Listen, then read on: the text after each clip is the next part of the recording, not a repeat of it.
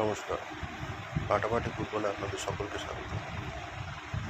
ইস্টবেঙ্গলের ট্রান্সফার উইন্ডোতে নতুন আপডেট।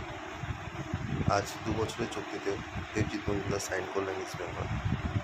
আগামী 2 বছর ইস্টবেঙ্গল গোলের নিচে দেখা যাবে প্রশিক্ষণ গিলের সাথে দেবজিৎ মজুমদারকে। কমোডিসকে সম্ভবত আগামী দিনে লোনে দেখা যেতে পারে অন্য কোনো দল। এছাড়াও রাহুল ভেঙ্কেটও চান্স আছে ইস্টবেঙ্গলে ফিরে আসে। গ্রেটন সিলভা, সাউল ক্রেসপো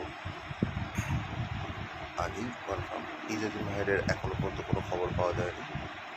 দেখা যাক ভবিষ্যতে কী হয়। ধন্যবাদ। আগামী দিনে আবার কথা হবে। চ্যানেলটি ভালো লাগলে লাইক শেয়ার করুন।